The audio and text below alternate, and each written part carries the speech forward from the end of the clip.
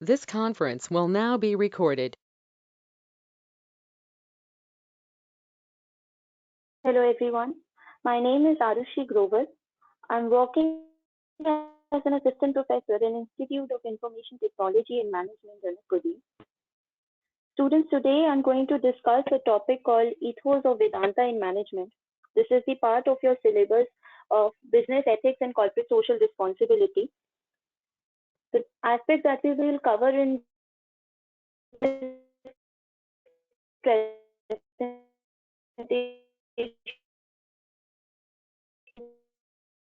would be ethos, meaning of it, meaning of ethics, would be ethos, meaning of it, difference between ethos and ethics, and six principles that we have drawn from Vedanta, which can be applied. Characteristics distinguishes one culture from the other. Principles that are very for community, the rituals. Derive our Indian ethos from Ved, Ramayana, Mahabharata, Puran, Upanishad, and the Bhagavad Gita. Ethos versus ethics. Ethos is a discipline that examines one's morality or the moral standards of the society. That means these are the standards, these are certain morality guidelines which helps us to determine what is right and what is wrong in terms of the society. Whereas ethics means expected standards in terms of your personal and social welfare. It includes honesty, morality, responsibility. So ethics is something that these are standards of behavior that we set for ourselves, considering what is right and what is wrong for us and for the welfare of others.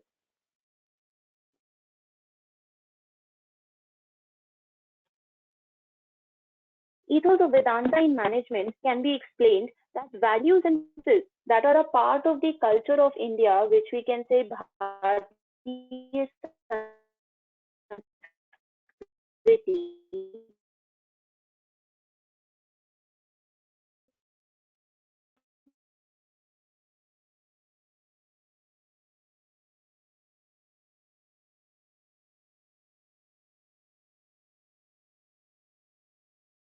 that helps us to contribute these practices, these values, these principles into our management practices, like when ethos that we draw from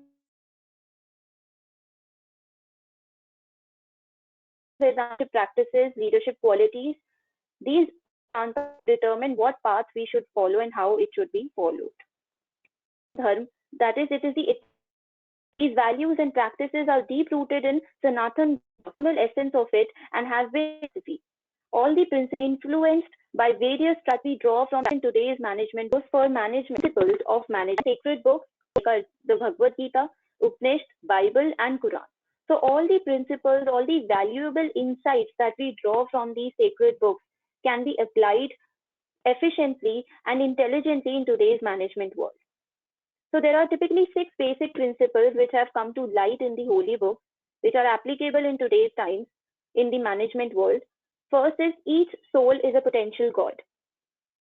Second, holistic approach. Third, equal importance to subjectivity and objectivity. Fourth, karma yoga. Fifth, yog karmasu kaushalam. And sixth, and the last, cooperation.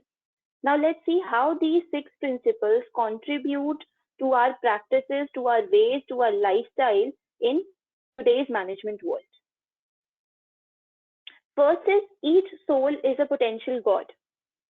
Now a human being has a soul, a glimpse, a spark of the divine. We say that the divine resides in the heart of a person. How can that divine stage be reached?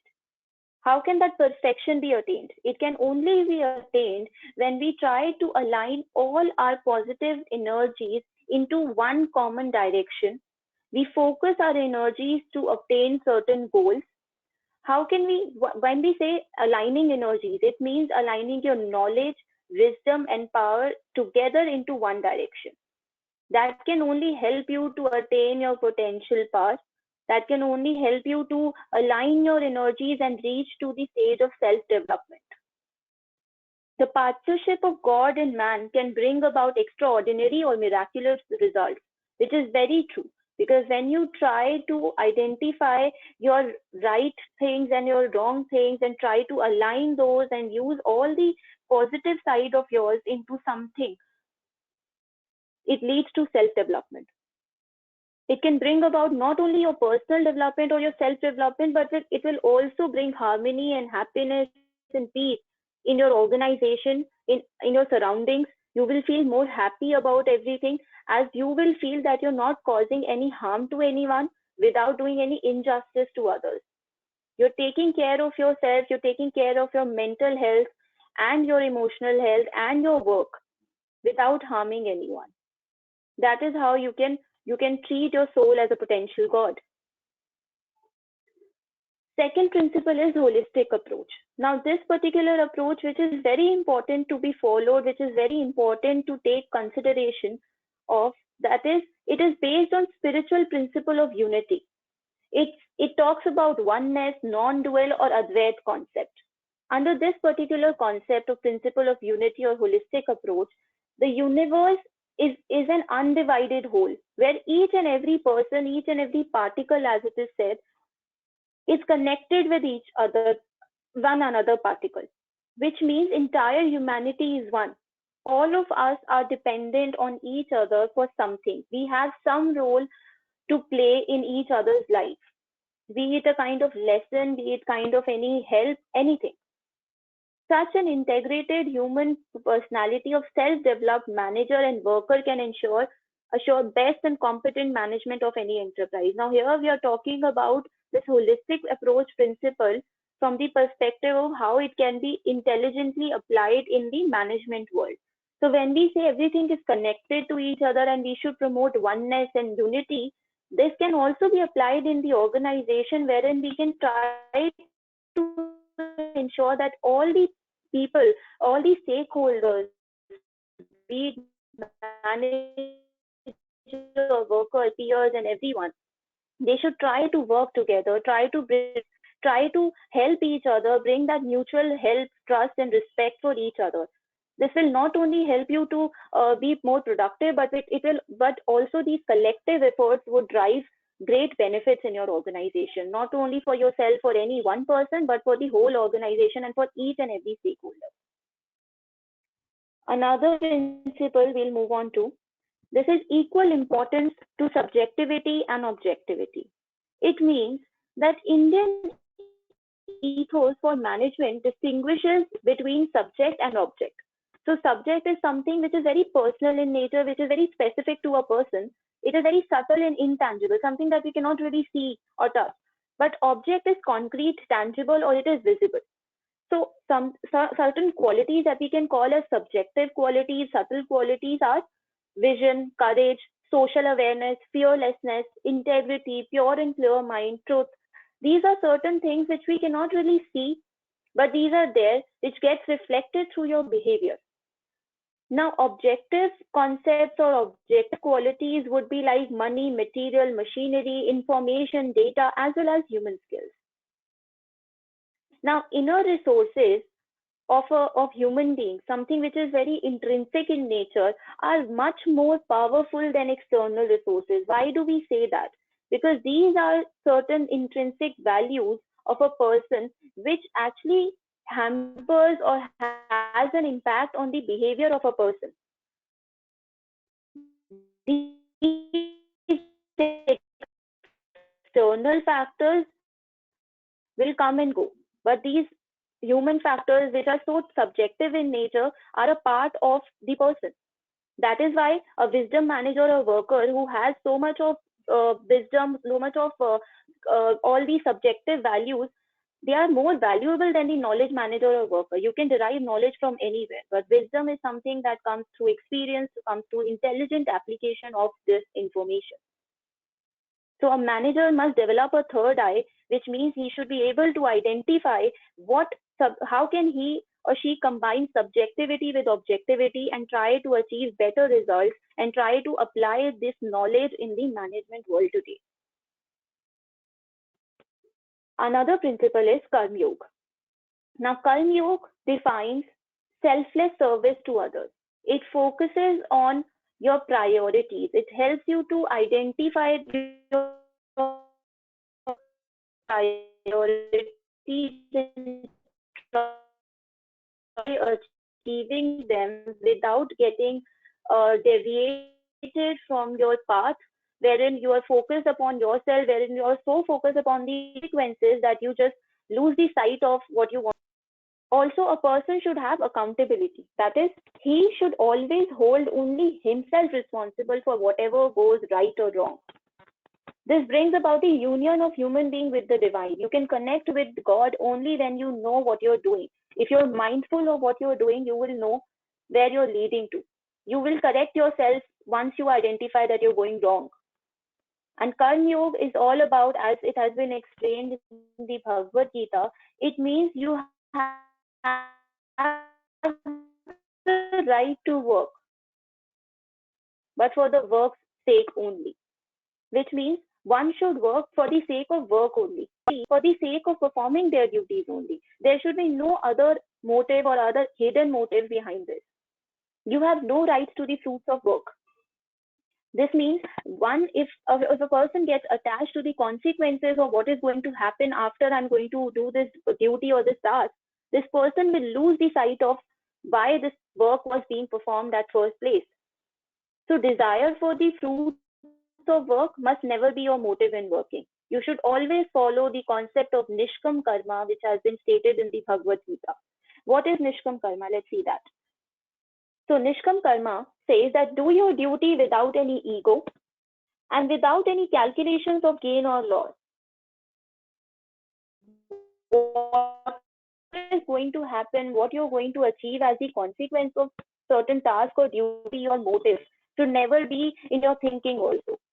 You should just take care of the work that you're doing, the task that you're performing, the duty that you're doing. This concept is also called theory of detached involvement. That means you're doing your work, but you're working in a detached way. That means whenever the work is done, you are also done with that. You will not keep anything in mind as to what consequences are going to occur, what benefits am I going to derive from this, or it can lead to loss, then I'm going to feel this or that. When you're not attached with the consequences or outcomes of Nishkam Karma, the stress that you feel whenever you do anything, that is the time you will attain Nishkam. You usually see or feel in life that in your life. So do your work without any ego, without any calculations of gain or loss. That is what Nishkam Karma states. Next is Yog Karmasu Kaushalam. Yog means excellence at work. It basically seeks to perform your assigned duty or work in an excellent manner. What Kaushalam states, it denotes doing work with devotion, without attachment. That means detached involvement into work, having that detached attitude. It also would enhance your values and also will improve your concentration and skills of the workers. Because when you're not concerned about any other aspect except the work that you're doing, your concentration and your focus increases. You will not feel like that I have not attained this or I have not achieved this thing and now I'm feeling sad or anything. Anything that you deserve because of your work will come to you. You don't have to be attached to it and feel more about it. Whatever you deserve, you will get it sooner or later in life. So, like in TQM, Total Quality Management Concept, Karma Yoga and Yog Karmasu Kaushalam provide valuable contributions. Under this slogan, we have 100% concentration coming from within. So, in TQM, the focus is on the quality. And when that quality is achieved, as it has been prescribed by the authorities that this is the quality that we waited, and then they again start putting more efforts because they know that they will get the quality and they will get the uh, assigned target fulfilled. That is their purpose. They are not attached to any extrinsic incentive like money and other perks. this intrinsic motivation that comes from the work that they are doing more important, and something that plays a very major role than the extrinsic incentives. Next is cooperation. So this principle states that healthy competition is a powerful motivator for excellence and success in life, especially business success. The idea of this cutthroat competition, the concept that it has, that struggle for existence and survival of the fittest, is not there. So this principle basically promotes healthy competition in an organization. When healthy competition is followed, that actually leads to the betterment of everyone in the organization. Indian ethos says that for human beings, the royal road is cooperation, having mutual trust, transparency, helping each other, motivating each other, working for the sake of everyone. That is the motive behind this. That is the motive behind this principle. Nowadays, when in organization, teamwork is something which is given too much importance, because now people have realized that collective efforts can lead you to success more quickly than the individual efforts. Not that we can ignore the individual efforts, but yes, group and teamwork is something really powerful that plays very important role, because collective efforts give you better results. The Bhagavad Gita says, by cooperation and mutual help, that means by being connected with each other, helping each other, and by having this feeling of cooperation, all shall achieve the highest human welfare. Now let's conclude this topic, Indian ethos, the components of which are ego sublimation rather than ego assertion, that we have seen, sacrificing spirit rather than having the fighting spirit, team achievement rather than individual achievement, spiritual attainment rather than material prosperity, self control rather than outside control, concept of duties rather than concept of rights, yielding rather than dominating anything or result, concern for this age, world, and improvement, respect for and search for all truth, whatever be its source. So basically, Indian ethos is all about not following ego, path of ego, without any ego, promoting the spirit of sacrifice, and just get rid of that fighting spirit, doing your duties for the sake of doing your task and work, rather than focusing on what is your right in the what your rights are in the organization, having self control, which is very important than controlling all the extrinsic factors, attaining that spiritual zone, spiritual attainment is more important than the material prosperity. Team achievement, teamwork, group efforts play a very important role according to Indian ethos than the individual achievement. That means take everybody along with you to achieve better results. Yielding, that means earning rather than dominating something and achieving results. Concern should be on improvement, improving the quality of life, improving all the aspects of the work. Respect should be there for respect and search for all the truth, whatever be its source. I hope this concept, Indian ethos, would be clear after this presentation. I'll see you on by taking care of the next topic. Thank you, everyone.